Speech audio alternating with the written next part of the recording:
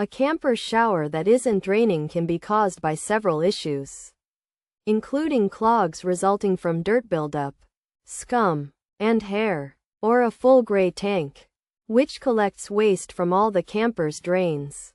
To fix this problem, start by checking if the issue is due to a clog. If so, use a plunger by ensuring there's water in the drain hole, then covering the hole fully with the plunger. Pull and push the plunger to eliminate the obstruction.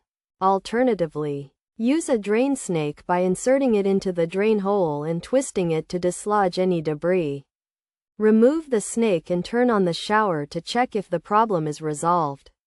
If the issue persists, it may be due to a full gray tank. Check the tank's level, and if it's full, find a suitable location to empty the waste. Once the tank is emptied and cleaned, inspect the shower to see if the problem has been solved. By following these simple steps, you should be able to fix your camper shower and get it draining properly again.